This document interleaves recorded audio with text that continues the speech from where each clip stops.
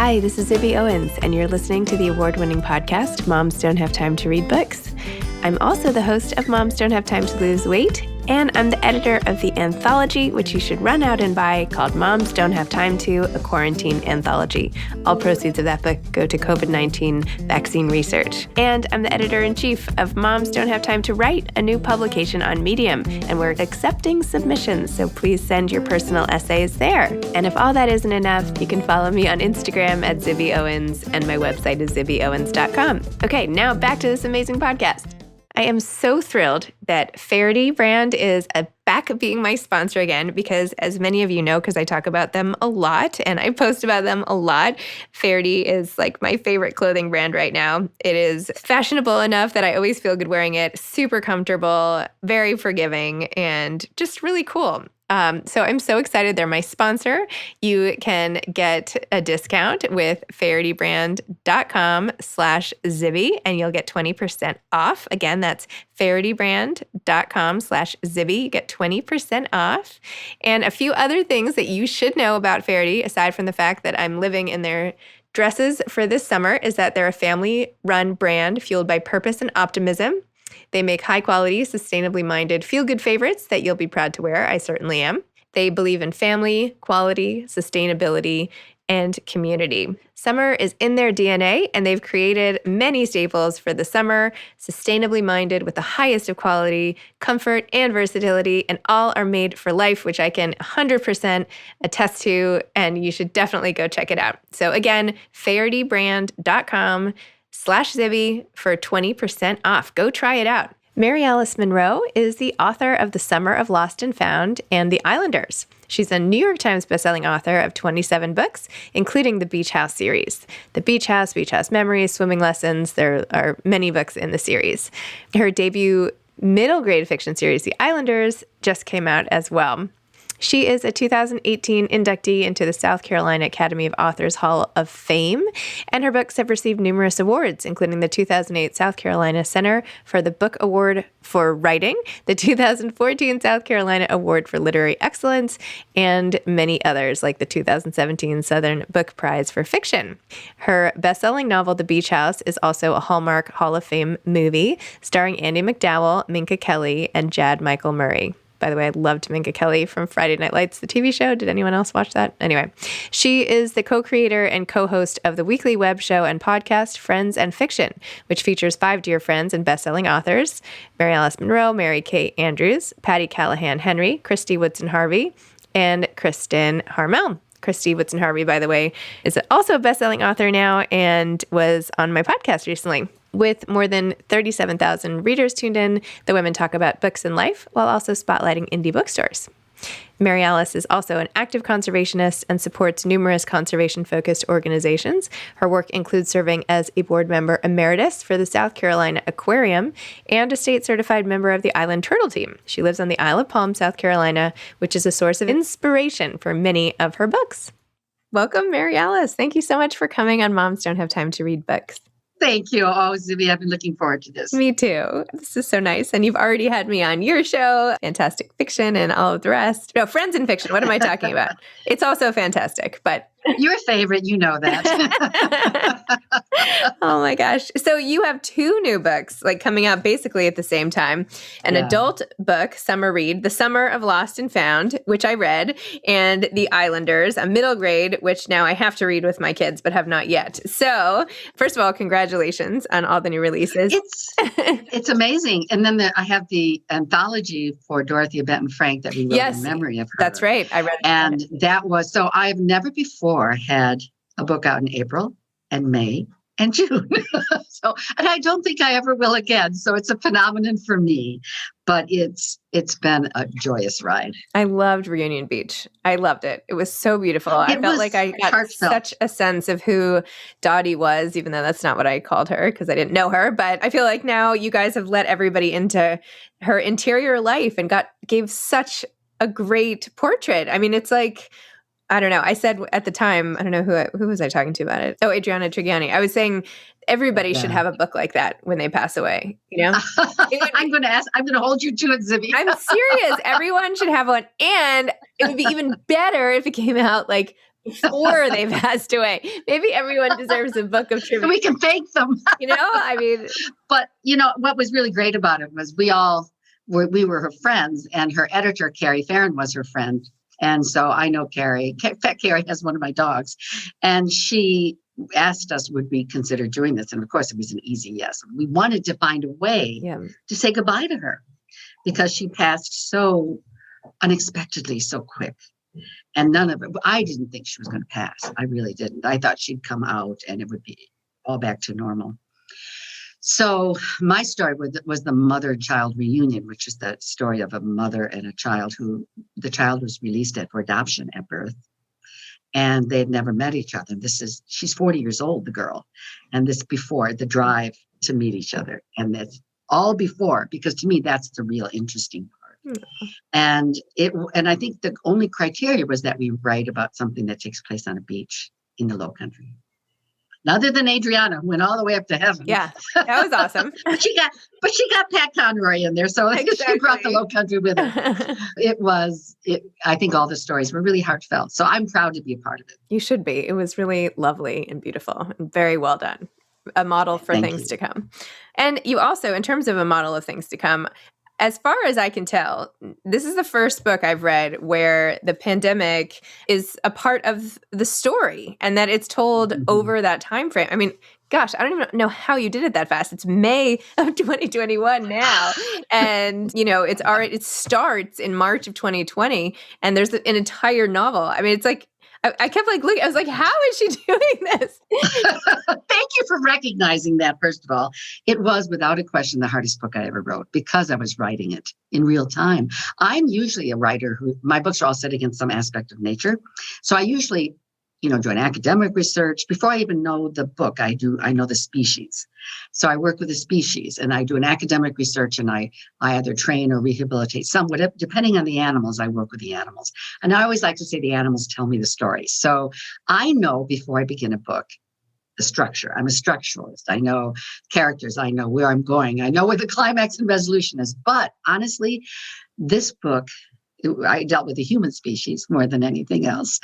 And I decided, and I have to admit it, I knew it was risky, but I decided I was going to write the story based on what we were living through right now, because I think this pandemic truly is like a wartime that we went through. And it's going to be, where were you when the Twin Towers fell? Where were you in the years 2020? How did you survive? And I think all those heightened emotions and the challenges and the introspection that we all went through should be chronicled. And I wanted to do it in real time so I didn't forget. So I knew it was raw. The hard part was that I didn't know where I was going. I was writing as I lived it. So my outline went to the garbage can pretty quick. And it was so emotionally roller coaster for me because I had to watch what was going on around me and experience it myself and put it down through my characters. And I think I was worried if I was going to be able to get it done towards the end, because I always like to say something in my novel. I'm the old crone in the story, as it were, with that little bit of knowledge that I'm sharing with you. And it was hard won. It was really hard won, but I think I pulled it off. I know. Bestseller. Are you kidding? It came out on the list already. So. I know, but I think for more important than that, for me as the writer, I know what I wanted to say in this novel. What I wanted to share with my readers that my characters learned, and so did I. And what was that? It's what Eckhart Tolle has talked about since, for decades, which is to live each day to the fullest. And I knew that. That's almost, you can embroider it on a pillow. We all know that saying, but I didn't get it. I didn't know what it meant. But when I went through this year and I was watching people, like myself included, the older generation, fearful of their lives, taking care of people who are very sick. I lost family members. I know you did too. And going through that. And then the young people, I in my house here where I'm living right now, this mountain house, there were 4 women that I sheltered in this house during that time. Sort of like the mushroom in the rain story, the children's book. That was my house. And so that's why in the novel, Linnea brings people into the house, this beach house, because I was doing that. But while I lived through that, I was watching the young people, their lives came to a complete stop. They lost their jobs. They didn't have dating, if you were mindful of COVID, you didn't date. There was the whole mask issue, redirection of what do I want to do really, going back to school. But throughout all that, we had the best time. And so what I learned was you can't plan. I'm a planner. I like to know what's happening tomorrow and work for it. And I've learned to, okay, come down, take a deep breath. And I'm with you right now, Zibby. I don't know the next time I'm going to talk with you. And I'm enjoying these moments. And I'm saying yes to my kids. My daughter wanted to take me. It was basically an intervention to get me to exercise. She took me to a spa. Mom, you got to start exercising. And usually I would have said, no, I've got a deadline. My book's coming out. I said yes. So I know what I now know is to live each day to the fullest, because we get to choose how we're going to live this day. We do have that choice. That's all the choice we have is right now, right here. And that you can sort of plan for the future, but you don't know what's going to happen for sure. COVID might hit tomorrow in another wave, or you might have some personal issue. So just, I'm enjoying, and I'm happier. That's amazing. So that's a tough lesson. It's not an easy lesson to learn, that you actually live it. And that's the difference. Knowing it intellectually and believing it with your heart and soul and doing it, that's the difference. Well, that was beautiful. Hard one, as I said, hard one. No, it's great. I mean, it's true. I feel like I'm like you. I'm a planner, and I used to have everything planned to the minute. And so, trips booked a year out, and like everything was known. And I literally had to remind myself every day, like, just keep looking here, like look down. Like anytime I looked, even tomorrow, I would get so anxious that I couldn't even function. So I was just like, I'm just going to look today. What do I have today? I've got these books. I've got, so I'm with you. That's wise. That's hard won wisdom. You have to go through it, don't you? Yeah. To be able to reach that point. To have a time of life with so much uncertainty that the only choice is to, cling to now. So I don't know, for anxious people or planning people, or I don't know. I think it actually was probably a good wake-up call on the ways to live. I do. And writing this book for me, while I was doing it, I came away with the characters and I liked where they ended up. It's funny. There's some funny scenes in the book, and the boat scene, and there's some beautiful moments, where heartfelt conversations. I love the love triangle. There's a great love triangle, which really for me was showing personal choice. Mm-hmm. I made this triangle because it materialized out of nowhere. For those of you who are listening, this young girl, Linnea's in the beach house, and her old boyfriend, who broke her heart, is the neighbor's son, right? And he appears because he's in quarantine. And quarantine is the big issue of the pandemic. That whole, is it possible I caught a disease? So anyway, he's in quarantine for 2 weeks, and she's, oh my God, what's he doing here? But it stirs old emotions. She doesn't want that. And then her old boyfriend, who happens to be coming from England, who's Zibby, he was in the series. He is English. It worked out so beautifully that he happened to be there and had to come back. It was like, okay, all the road signs are there. I should write this book.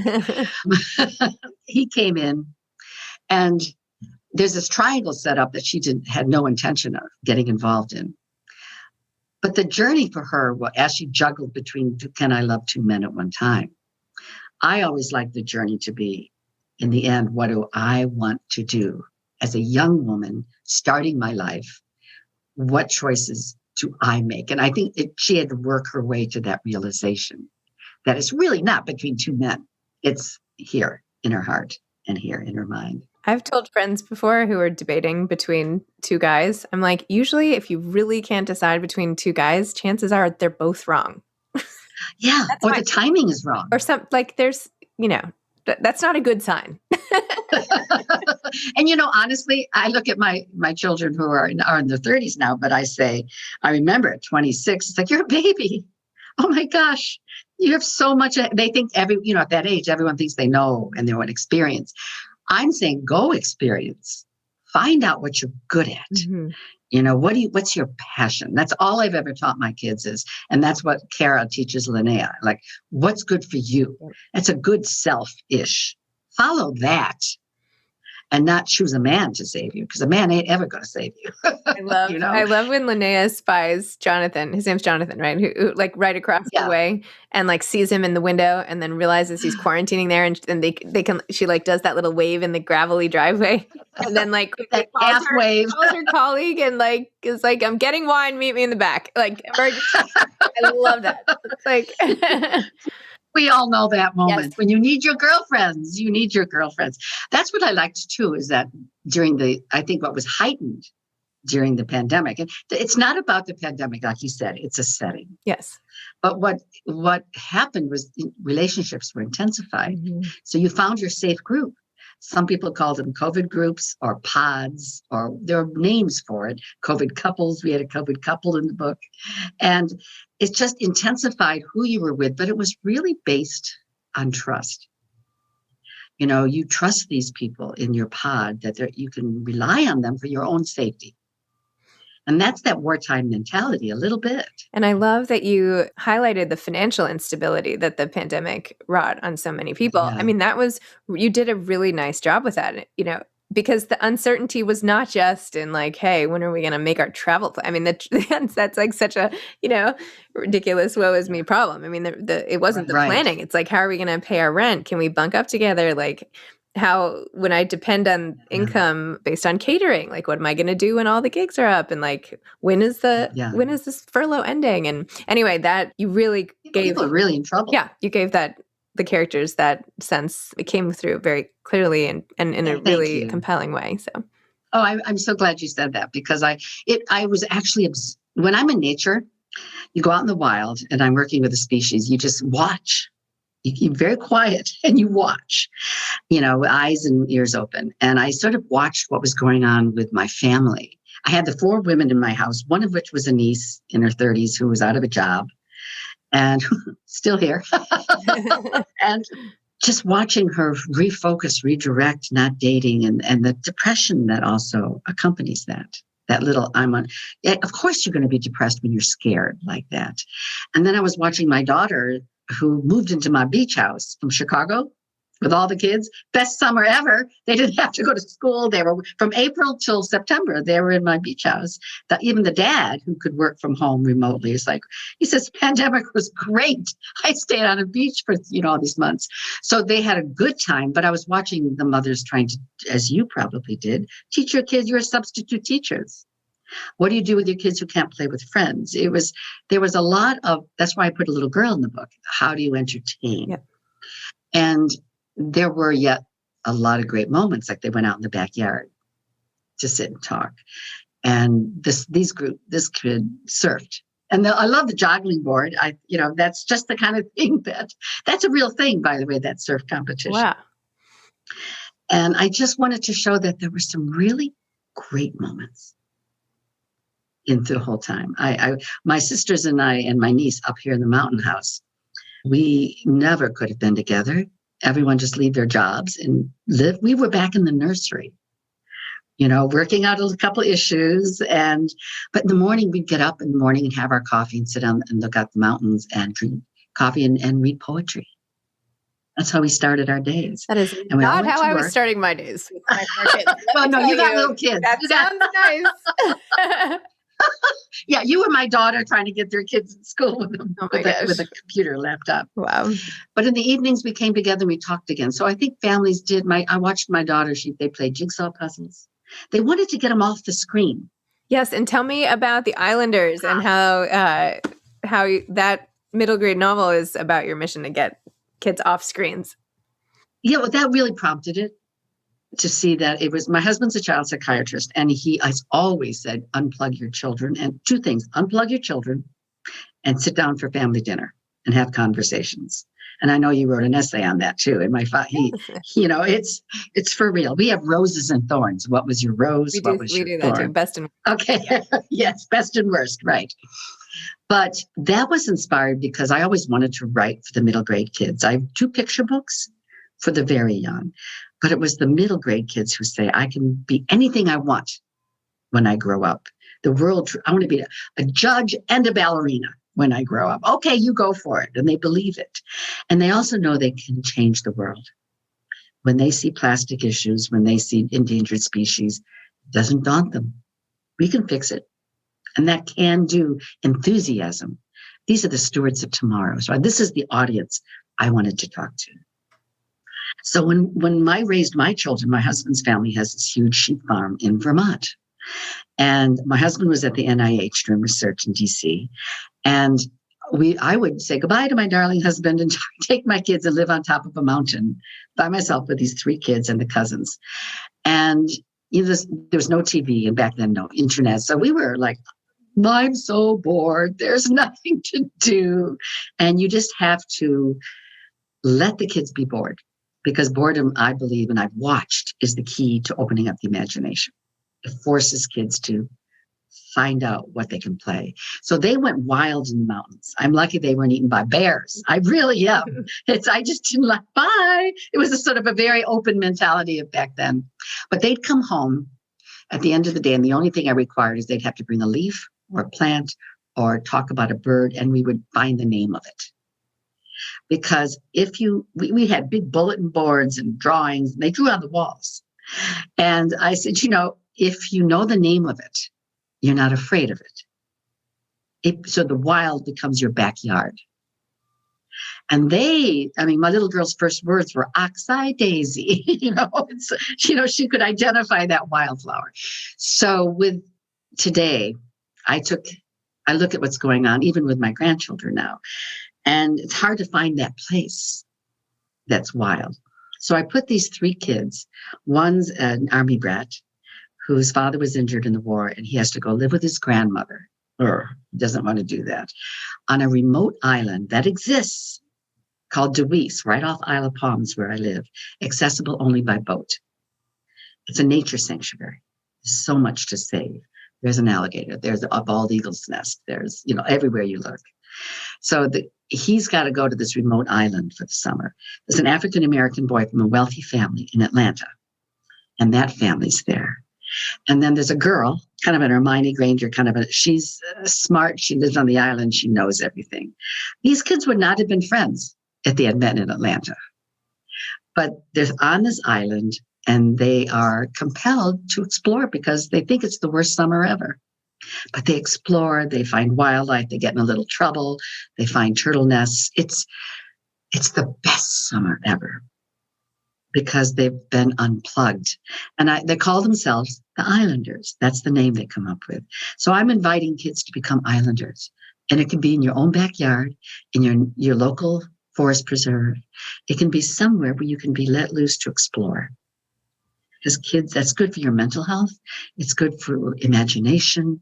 It is good for confidence. And it also teaches kids 2 things. One is that this is their planet. This is their home. And don't be afraid of wild. If you know the names, it's your backyard. So that's why I wrote the book. Wow. Well, that is a lot of output. How do you, tell me a little more about how you get it all done. Do you sit and write all day? Do you structure time? What is your trick? How do you do it? Well, right now I'm actually writing very little in terms of pounding pages because I'm on book tour, and you know what that's like. You just are going from place to place. But I actually came up with a synopsis for 2 books that I want to write. And I'm already writing the middle grade is a series. So I'm already writing the second in the series. And that's done. I know it is. Once tour is over, I'll finish that. I'm very fast first draft. I call it projectile writing. I have it all bubbling inside, the research, the thinking, the character notes. My mind is you don't want to live there. It's just always going. And then when I pull it all together, I get very quiet. And then I write nonstop until I get the guts down. And as Anne Lamott says, it's a shitty first draft. It's just, I don't worry about what it looks like, if its pacing's right. I figure out what I want to say in that book. And then after that, I get into a very regimented lifestyle, no going out. I put on my tool belt because that's craft. And then I sit down and I get into I love routine. What time I wake up, what time I take a walk, what time I go out, and I begin editing draft after draft after draft. And that's fine tuning. That's why I say you can write from the seat of your pants, but you have to know how to edit. Right. So for me, I'm in the stage now where the ideas are a little frenetic. I get a little hyper. I'm excited. And then I have to bring it all in. And my body says, thank you. And I get into routine. And I think a writer needs some routine, don't you? I agree. Yes. Mm-hmm. But you can't live like that every day. You have to go out and do the research. You have to be with the people. Yeah, I have to be with the animals that I'm working. I'm exploring whales right now. And it'll probably take 2-3 years before I know what that story's about. But I'm not writing 2 books at the same time. But I know that I'm out. I'll spend a month working with whales here, and I'll go someplace else and work with them there. And when I come back, I always say the animal will tell me what that story is going to be. Because, I'm not trying to write a book for either the Islanders or this whole Beach House series. And they are standalones. This series, you can read any book out of order, but it is 20 years in the making. Wow. I've been writing this series for 20 years. It's because I know what's right for that species. And when there's a story that takes place on my beach with sea turtles, because I still am a sea turtle volunteer. I have my license. I monitor nests. That I feel it's not preaching. It's more like setting a story world where I want to catch the interest of people who might not know they care about sea turtles or might not think they care. I'm not trying to write to people who already know a lot. Mm-hmm. I want someone who, oh my gosh, I loved the story. It was a great novel, but wow, I learned a lot about turtles. That's the key. And if they learn that, then they can go on to libraries, bookstores, do more research, volunteer themselves. But I just want to make people aware that this is a shared planet. So that's been a 20-year mission. I've done this for 20 years. And Zibby, I'm looking at it now and I'm ready to tie it with a bow and put it on a shelf right back there. And now I'm going to go a little rogue. I don't know what it's going to be, a little more expansive, I think. And I don't know what's coming. I'm going to find out day by day. Well, see, that's the whole thing. Circling back to your main point. Going back. So what advice would you have for aspiring authors? Write what you love. It's when I had written 5 novels when I moved in 1998 to the Isle of Palms and joined the turtle team. And the passion, I didn't know I'd fall in love with these sea turtles so much. But more importantly, I knew that they were in trouble. And that I thought, I'm not going to change the world. I know a lot. I know a lot about this species, but I believe, and it sounds so corny, but it's true, that the story, the power of story, being able to put people in a book and not teach them and proselytize, but have them see the characters through my eyes and get excited about it, the passion, that if they feel that emotion, which is the key, then they start to care. And that was the Beach House. It changed the way I wrote books. The themes all came from what I learned from the animals. And I built the world around that. But the story seems simple. You can call it a beach read. I don't care what you call it. My goal was to reach that audience popular audience, large number of people. And it worked. So the first book was my first New York Times hit. And then more importantly, like you said, it's important to hit the Times for your career. Must do. But it's a bigger goal. It transcends storytelling. It makes a difference. And that's ultimately the life goal, the mission, the why. So I'm really excited that it's been successful. I don't take that for granted. That's my legacy. I hope I made a difference. It sounds corny, but I really mean it. I look at 20 years and I go, okay, I did it. And this is back to Lost and Found. It's number 7 in a series, but it stands alone. And if one person just reads that one book and decides that this is less environmental than some of the others. The turtles are in there, but it's really not as set against a species as much as the other books in the series. It's the pandemic is the humans are the species. But going forward, it's more of the same. But I think I'm slowing down a little bit. I've got a body of work. Now I'm going to make a little bigger book, say a few more things in it, and explore a little bit more deeply and take my time, because I don't think it's a better or worse novel.